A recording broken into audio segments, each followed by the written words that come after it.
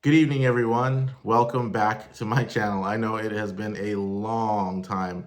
I think YouTube says it's been about over a year, so it's good to turn the camera on. I actually got an email today from somebody by the name of Cranky Card Guy, and Cranky Card Guy asked, basically just said, "Come back?" Question mark. Um, and it got me thinking, I really want to do some YouTube videos again. So here I am, decided to turn the camera on. And I did have a topic today. I wanted to talk about selling on eBay, which I have been doing. So even though I haven't done videos lately, I'm still in the game. I'm still in the sports card game. I still buy and sell. I sometimes go to card shows. One of the reasons I've been out of touch is because I had a daughter. So I have a brand new baby. She's 6 months old. As any parents know, you're not going to have as much time as you think you would. And I know one person specifically that I used to see at card shows. I haven't seen him in 2 years because I know he had a new baby about 2 years ago.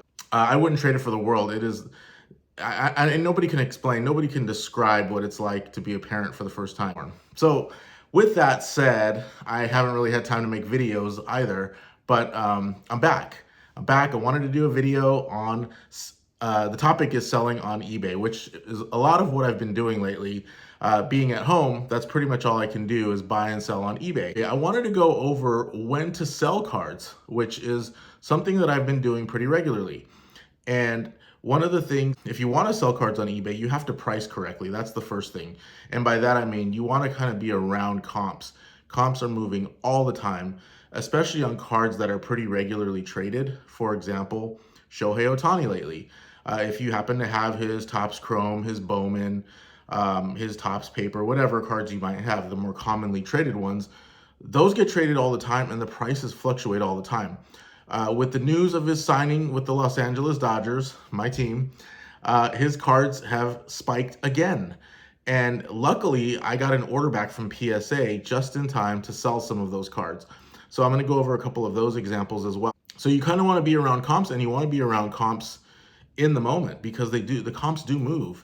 So you got to probably check at least once a week. One of the things you want to do is list 5 cards per day. That is huge.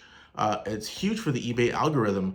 I know this because when I list 5 cards per day, my sales just start to go. You start to see cards selling, either the cards that I just posted or even cards that have been sitting on my eBay store for maybe even 30 days, and suddenly somebody makes an offer, and a strong offer, and it's surprising. And as long as you have those 5 listings a day, you're going to get traffic. Once you stop, the traffic stops. It's really night and day.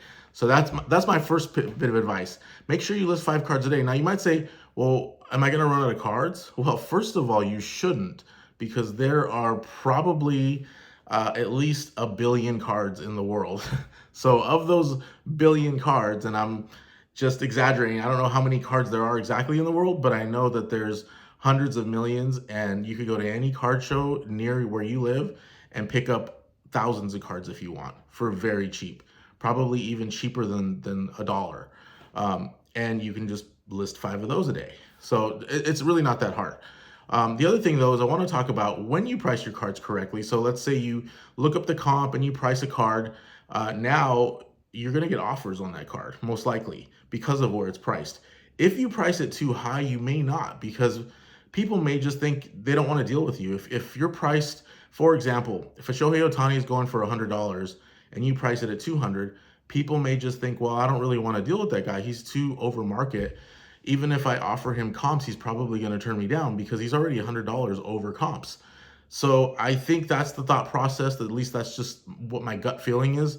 So you have to price around comps. Once you do, you're going to get offers on your cards. Now, when you get offers, you want to know, do I accept the offer or do I count? That's one of the strategies, one of the nuances involved in this whole selling process on eBay. And I believe that it really just takes experience. Just post a card, get an offer, and then go from there. I mean, you can read a book about how to counter, the psychology behind it, what's your best move, all this and that, but there's no substitute for experience. And that's one of the things that I've just learned in life in general. And eBay is no different. But anyway, I'll just tell you my experiences and you can take that for what it's worth. So one of the first examples I wanted to go over is De'Aaron Fox. I recently got back a De'Aaron Fox Select Concourse Scope PSA 10 rookie card, and it was kind of a mouthful, but it's a more rare De'Aaron Fox Select rookie card. It's his Scope, and there were really no comps for it lately. There was a BGS 9.5 for, I want to say, maybe $70. I asked my brother, what do you think a PSA 10 would go for? And he said maybe a little over 100. So okay, I'm gonna price it at $149.99 on eBay because there's no listings, no comps. So I really had no idea. I don't want to price it too low though. So it sat there for about a week and a half with no offers at all. And today I got an offer for $127. Very strong offer, considering I had the card, I believe, a little bit priced over comps. And honestly, I would have been willing to sell it probably even closer to $100. So once I got that 127, my instinct is I'm going to take this. But I check with other people that I know. Hey, what do you think? Is this a strong offer? Confirm with my friends. Yes, I would take that offer. Done. I took it. I didn't counter. Why didn't I counter? Maybe the buyer would have paid 135. Maybe I could have met in the middle. And, my price was 150. His price was 127. I could have tried to squeeze an extra $8 to $10 out of that sale. However, if I'm wrong and the guy's like, no way, and you know what? I changed my mind. I don't even want to pay 127 anymore. He's gone. And I may not have another buyer for another week or two, maybe even a month. Who knows? This has happened to me before. And so this is where I've kind of learned, oh, on that particular card, De'Aaron Fox is hot right now. I'll take the strong offer and move on. Whether that card was profit or not, and unfortunately for that card, it was not profit. I bought that card 2 years ago at the peak, and I think I paid $170 for the card raw.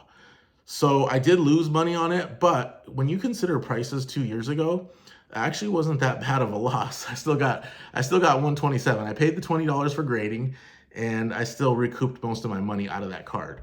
So not too terrible. The next example I have is Shohei Ohtani. I recently got back some Shohei Ohtanis, as I stated, in a recent PSA order. One was his Topps Chrome rookie debut. And at the time that I got them back, those cards were going up in value. So I listed it at $199.99, which was a little bit over comps. I got an offer, of course. It wasn't too much over comps. So I got an offer for $150, which was, again, a strong offer. But I'm a little bit excited because I'm a Dodger fan that Shohei's on the Dodgers. So I'm a little bit more inclined to hold or try to get more money out of the card. So in this case, I was not concerned if the buyer potentially was just going to run away. So I countered 170. I said, let's kind of meet, not even halfway. I gave him a little bit more. So I said, okay, you want 150, I'm at 200, 170. He took it right away. Now, could I have gotten 180? Maybe. I don't know, but I'm happy with 170.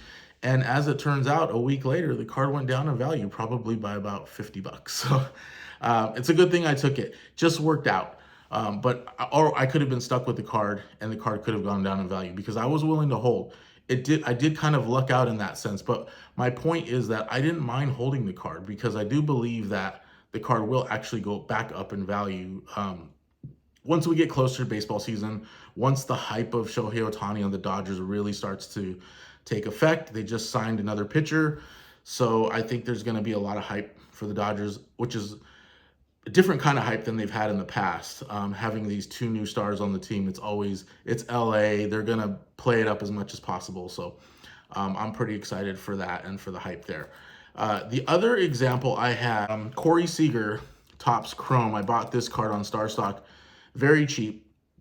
Got it graded, got the PSA 10, and luckily, he won another World Series MVP. Imagine that. So I have a card that's actually worth some money now. It looked like comps were about $60 to $80. I'm just going to kind of say in that range. And so I posted it $79.99, kind of the high end of that range. I got an offer. I want to say the offer was probably between $50 and $60.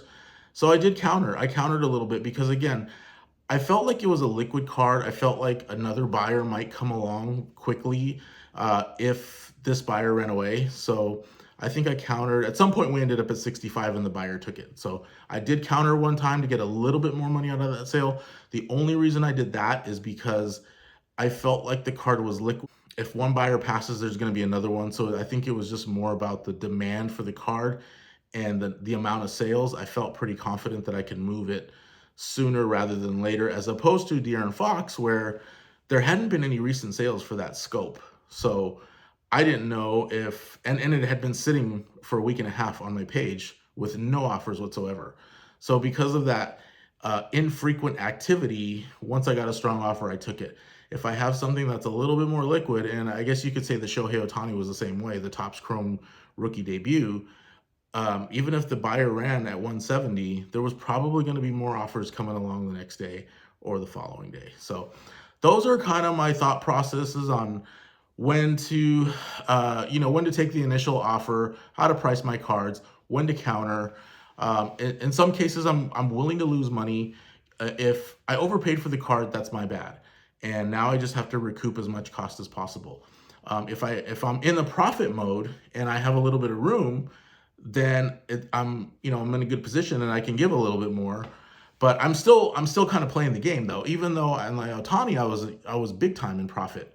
150 still would have been over $100 profit on that card, and I should say, well, I'll just take the 150 and not even haggle. But I still want to get what I believe I can get in the moment, and at that time I felt I could get more than 150, so that's why I went ahead and did that. So I don't want to just entirely give up profit because I'm in a good position. I still want to kind of get what's fair for me, but I also want to make sure that I don't that I'm able to move the cards when I want to move them. So I don't know if this was helpful or not. I hope it was. Either way, I hope you enjoyed the video. At least I'm going to assume that Cranky Card Guy is going to watch this video. So at least I hope you enjoyed the video, and it really feels good to be back on camera. I will be putting out more videos at the start, well, maybe even at the end of this year, but for sure at the start of next year, because I just kind of miss doing this. So thanks again for watching. Please subscribe to the channel if you liked the video, if you found it helpful, and I will see you on the next one.